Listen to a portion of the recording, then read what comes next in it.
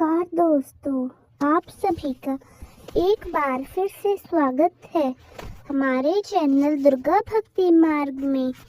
आज मैं आप सभी को बताऊंगी कि संक्रांत से दिया बाती का नियम कैसे लिया जाता है।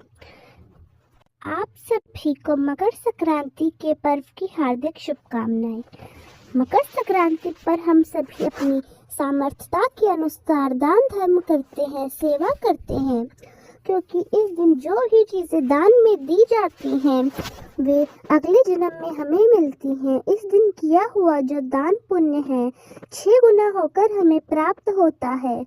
इसलिए हम सभी को इस दिन दान करना चाहिए और इस दिन हम सभी को कुछ ना कुछ नियम जरूर उठाना चाहिए। तो बहुत सारे नियम हैं जो कि हम मकर संक्रांति के दिन लेते हैं, जैसे मांग भरवाने का नियम, चिड़िया चुगा का नियम, गाय को सहेली बनाने का नियम, सूरज लोटा का नियम। आज की वीडियो में आप सभी को बताऊंगी आपको संक्रांत से दिया बाती का नियम कैसे उठाना है। तो यह दिया बाती का नियम कैसे उठाया जाता है। संक्रांत से हमें प्रतिदिन एक दिया जलाना होता है और वह दिया आप या तो घर के दरवाजे के दहलीज पर जला सकते हैं या आपके घर का जो मुख्य द्वार है उसकी दहलीज पर भी आप ये दिया जला सकते हैं, या फिर आप तुलसी जी के सामने भी यह दिया जला सकते हैं, या आप अपने घर के मंदिर में भी इस दिए को जलाने का नियम बना सकते हैं। एक दिया हमें ये संक्रांत वाले दिन जलाना है प्रतिदिन अलग। तो एक दिए का शाम के समय नियम बनाना है।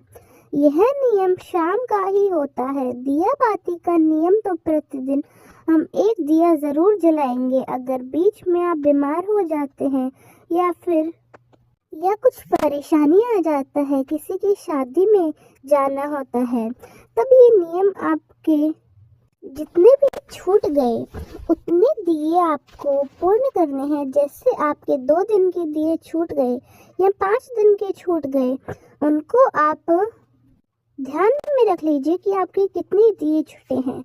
फिर जब भी आप उसको दोबारा शुरू करें उतने ही दिए उस दिन आपको फिर से लगाने हैं। एक भी दिया इन सब में से कम नहीं होना चाहिए।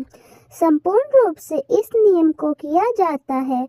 बीच में अगर छोड़ दिया जाए तो फिर इसकी कुछ महत्वता नहीं रह जाती। तो अगर इस प्रकार से हम पूरे वर्ष इसी विधि का पालन करते हुए अगली संक्रांत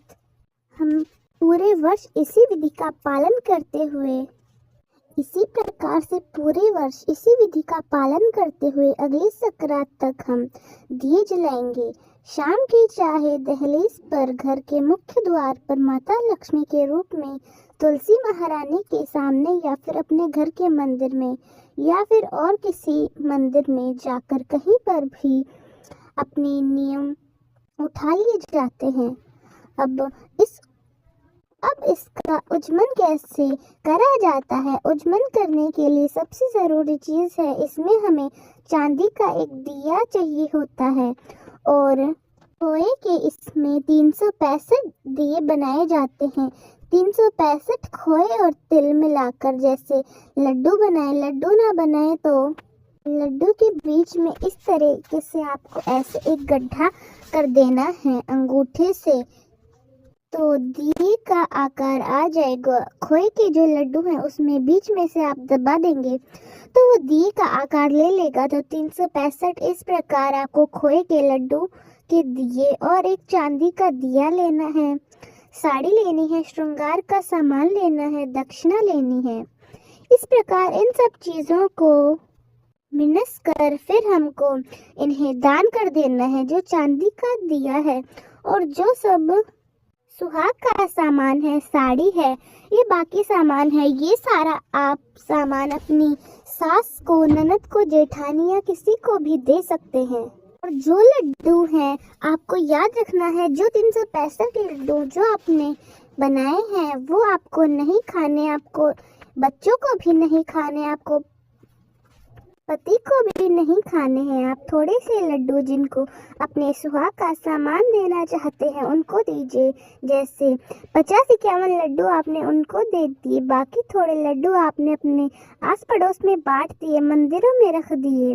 तो इस प्रकार से, क्योंकि 365 बहुत होते हैं, तो आप इस प्रकार कर करके थोड़े थोड़े हर जगह पर देना चाहते हैं तो दे सकते हैं।